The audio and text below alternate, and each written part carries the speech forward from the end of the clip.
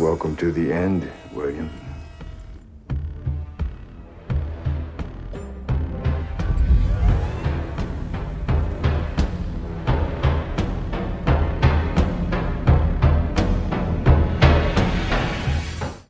Welcome to the end of the world, everyone. It's Charlie. This is going to be my Westworld Season 3, Episode 8 finale video. There were a bunch of Easter eggs, and we got a really big post-credit scene to sort of tease what's going to be happening in Season 4, so we'll break it all down. If you're new to the channel, be sure to subscribe to get all the videos. Careful for spoilers from the episode if you haven't seen it yet. We'll do top 10 WTF and Easter eggs as we go along. There's a lot of stuff to cover. The episode was extra long, but that's because there was so much stuff to wrap up and so much stuff to tease for their Season 4 story. So starting with number 10, the title of the episode, Crisis Theory. Obviously that's a reference to the crisis that's breaking out all over the place. The world is erupting into chaos. It's going to burn itself to the ground, as they pretty much imply at several points in the episode. But they keep referring to the idea of the world burning itself down, just letting that happen so that the new world can be born from the ashes. So number 9, the Dolores flashbacks. The episode starts with a flashback scene of Ford questioning Dolores, taking a bigger role for herself in her own narrative, whether or not she'd be the hero of that story, the villain of that story. It's from the earlier seasons. They sort of change it a little bit and give it some new dialogue in the context of what's been happening during Season 3. They're just making you question whether or not Dolores has really been the villain this whole time, or whether she's been the hero. Really, it's a more complicated answer, because even though we find out what's really going on with Siroc and Rehoboam later in the episode, both Dolores and Rehoboam have their own plans for saving the human race. I love the way that Bernard sort of contextualizes that plan later in the episode, making you question whether or not Rehoboam was ever really necessary in the first place. The world was always going to burn itself down. Rehoboam and Siroc were just postponing that. This needed to happen. The world needed to eat itself alive.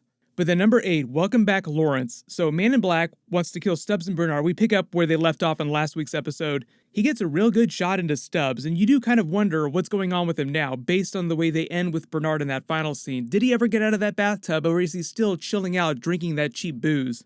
We don't really find out what Lawrence gives Bernard till later in the episode, but he tells Bernard that he has the most important role to play because he has the key to the data inside his head and the ability to bring all those people back. He tells Bernard, here's something to help you on the journey that you're on, something to help complete your task. He does the same thing for Man in Black during Season 1, although it's much more confrontational when Man in Black did it back during Season 1. Then number 7, welcome back Dolores. So we find out that Caleb's being led to this warehouse where Dolores has stashed another copy of a body, but it's actually one of the original bodies with the metal skeleton.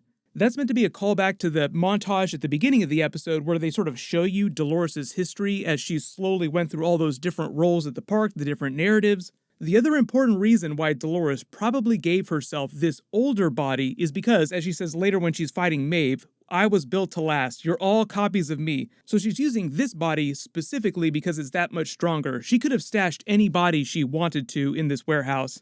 Caleb gets pissed off because he feels like Dolores knows everything that he's going to do. We don't find out exactly why that is till later, but Dolores sort of fills him in. Well, when you were in the military being trained as a soldier, they used a lot of Delos-built hosts to train them, and while that was happening, Delos was downloading all this information on them the same way that it does with the hosts. So remember the concept of the Forge in the Human Immortality Project. Delos did the same thing with all these military people, so it seems like Dolores read, quote-unquote, Caleb's book inside the Forge, so she knew all about him and knew that he could be a good person. Like they say, she chose him because of his capacity to choose.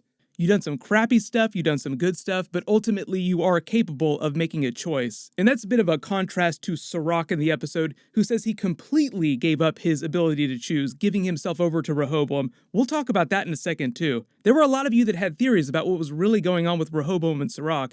But then we go back to Man in Black, number 6. He tries to get access to his money. We find out he's way richer now because of Siroc's buyout of Delos. But then he says he wants a list of all the Delos assets all over the world, basically like Delos bat caves like we see in the post-credit scene at the end of the episode. He wants to find out where they are, and obviously that's going to tie into the Season 4 storyline. But up until the post-credit scene, he says it's his mission to erase the host from the face of the earth. Now obviously that plan goes really sideways during the post-credit scene, so we'll talk about that in a second too. What's really going to happen now with the Man in Black? Number 5, Dolores versus Charlotte Dolores. I think we actually found our real villain during Season 4 here. Like, we've been having conversations about who the real villain of Season 3 is, if there is a real villain. I think Charlotte is going to wind up being the main antagonist for Season 4, just based on the way they leave things. The reason why she's able to digitally project herself to Dolores' mind so that only Dolores can see her, like Caleb doesn't see any of this stuff going on, like who are you talking to? He doesn't see Charlotte standing there. That's because of the way Dolores is linked to all the different copies of herself. She did that so that she can enact her plan. Dolores kind of makes a joke about it while it's all going down because Caleb's like, are these Siroc's men that are coming for us? And she's like, nope, it's some of my people coming after us. They have a big callback joke about the Rico app. You remember in last week's episode, they revealed how Rehoboam would manipulate the Rico app to get people to turn on each other, and that's what happened between Caleb and his friend played by Kid Cudi. He turned on him because he was offered more money. Dolores does the exact same thing in order to get them out of this spot, but just as they do, Maeve rolls up in full ninja gear. So number 4, Dolores versus Maeve. I believe this is round 3. They have a couple really good fights during the episode, but it's the finale, so you kind of expect things to be taken to the extreme. She taunts Dolores with Teddy. What are you going to turn this guy into your next Teddy? The thing is, Bernard actually is probably speaking to Teddy by the end of the episode because he uploads himself into that place. The way they contextualize Caleb's role in all this is that Dolores has been setting him up, or at least advertising him as the leader of the revolution against Incite. So if we're talking about Terminator metaphors here, think about the Terminator franchise. You have this post-apocalyptic environment heading into season 4, the machines being led by Charlotte, and then the people being led by John Connor, Caleb. They really do kind of seem like they're going full Terminator into season 4. One of the cool reveals during their first fight, though, in this episode is when she says to Maeve, you're all copies of me, all the other hosts. The way she explains it is that after the original revolt, when she went full Wyatt on Arnold, Ford and Delos started revising all the newer copies of the host based on Dolores, and Dolores really is the original host. But then just as she defeats Maeve in combat, she's actually hacked by the Charlotte version of Dolores, who says that she's using Dolores' own systems that she set up against her. Then number 3 big twist, Bernard goes to meet Arnold's former wife, who's played by Gina Torres wearing old person makeup. If you remember, Gina Torres was actually featured as Bernard's wife during season 1 before we knew that he was a host. It was sort of a fake broadcast that they did where they were talking about their grief over their son and they had separated. In that version of events, it was implied that they'd been divorced for a while, which I think is true to life. I think at some point Arnold did get separated from his family. Like he says, I think I came here to reconcile and make amends for what I did and the way I left things with my family.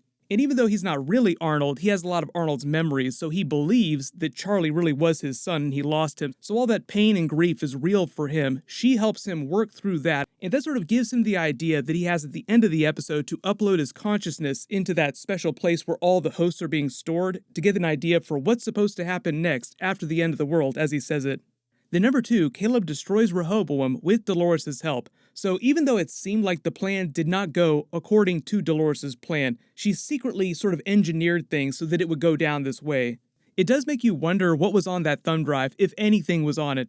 The way that Maeve explains it at the end of the episode is that Solomon's final plan was actually inside Dolores, and when she was uploaded into the Rehoboam system, that's how they were able to lock out Siroc and give sole access to Caleb, sole control, who was then able to get Rehoboam to delete itself.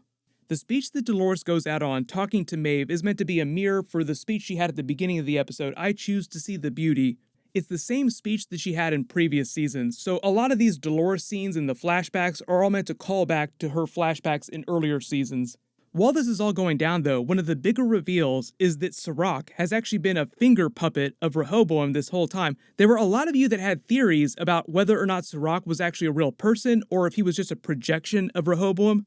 The way they explain it during the episode is that he was a real person, but he was just allowing Rehoboam to tell him what to do. So he would just literally wait for Rehoboam to tell him what to say at every turn, just waiting for commands. Say this next, then say this next, then this.